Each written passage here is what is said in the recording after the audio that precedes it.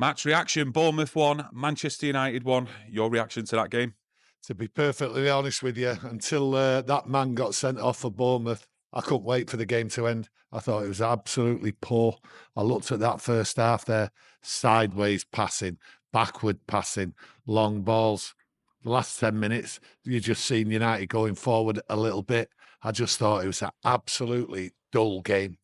Sticking on to that first half, just before they scored, Manchester United, we had a free kick, a challenge on Garnacho from Adams. It was looked at by VAR. No red card. Was it a red card in your opinion? I thought that was more of a red card than the actual sending off. You know, for me, it was a clear red card. I just don't understand it. Thought the ref was poor today, to be honest with you. Never stopped blowing his whistle, just poor. But how the VAR never sent him off, I don't know. The other player slipped, debatable. But as far as that side going out there, I just don't understand it. It was a risk. There was players there. Bournemouth were determined to fight and win and beat United. United are in town, so you know you're going to get someone to fight. And the players were at risk, and there were some tough tackles there. But I just thought United just weren't up for the challenge. Yeah, after that free kick, shortly after, a couple of passes, I mean, they went and scored with Semenyo. What did you think of that build-up? I'll tell you what, how poor are we at conceding when playing out? It just time after time. You've got Onana there passing it. The players don't want to know. They don't want to receive the ball. The midfield players, where are they? They're not there. I've said it time and time again. They just don't want the ball. Onana there, out it goes, and then Shaw, and then it's just a joke, the way we concede. And I just looked through that first half, and I just thought to myself, where's the attack? Where's the threat? Where's these wing backs linking up with Hojlund? What is the plan? You know, until they were down to 10 men, the wing backs come into the game, Hojlund come into the game, everyone come into the game. You know, you expect that we had more space in that. But where was the tactics? They had a week. You know, Maguire talked about it before the game. You know, we're having a strong side out there. We're going to get a bit of confidence going and all that. But you've had a week to sort it out. Where was the attack? Where's the game plan? Just totally baffled me. And I'm serious. I was absolutely bored. I was annoyed until the player got sent off and then was all right. But you can't play 10 men all the time. You just can't. That just shows you how poor we actually are. And you look at that Lyon game as well. When they were down to 10 men, I mean, they looked like they were going to win it at one point. But with that playing out from the back, we've highlighted it before, it always seems slow at the back, really, from Onana. Not all the time, but the majority of the time. It always seems to go to either the right-sided or the left-sided centre-back, and then it goes to the wing-back. If us as fans can see that, professional coaches, managers are all over that like a cheap suit week after week, and it's showing. Look, it's just going to continue. That's the way it is. This squad isn't good enough. They don't know how to receive the ball and play football out from the back.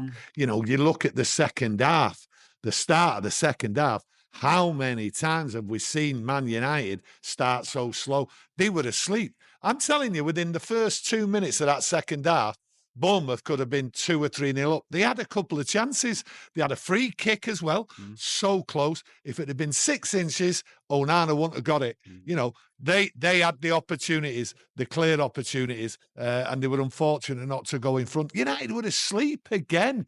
I don't understand putting out that side, risking players, risking injuries, right, when they weren't going to battle. The first half, up until 10 men, United weren't battling. They were poor. The passing was poor. Bruno was off his game. But I did say Bruno looked off the game when he was brought on against Wolves. He needed a rest. There was players there what needed a rest. It was just so poor. Yes, do not tell me about the last 20 minutes when they were down to 10 men, right? That's an excuse. Okay, this was supposed to be a confidence builder, getting a strong side out there and taking it to Thursday. The most important night this year, this season, we have. And then that team went out there and didn't know what to do. I don't know what the tactics were. I don't know what was going on during the week. A confidence builder, I tell you what, if there's some players there not got a little niggle through some of the tough tackling what was there, I'll be very, very surprised.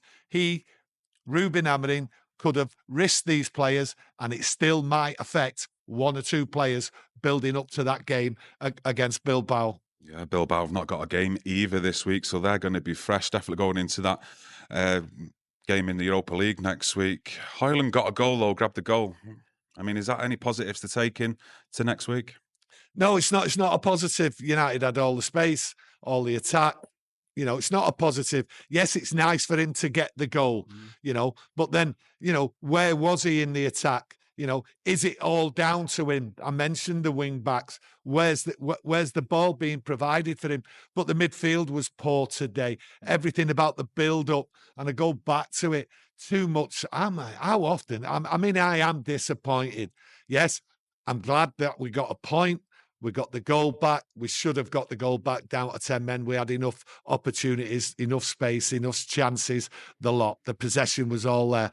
But I was just disappointed with it. And I can't go overboard about Hojlund getting the equaliser. He salvaged the point for us. We're not...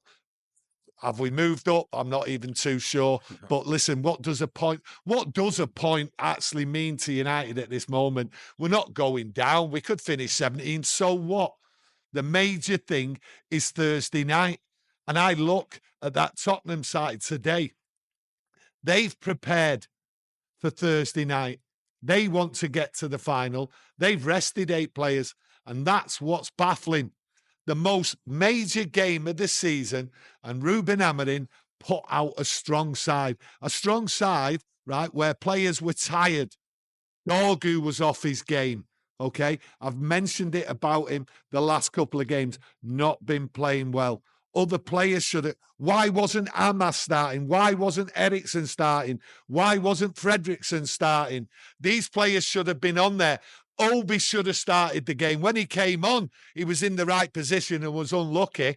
Okay, he looked a threat while he was on the pitch. These players we should have seen on there today, and the other players should have been given a long rest and preparing for Thursday night. Bruno, for me, was off his game. He looked tired. He looked out of sorts. Some of his passing was wrong.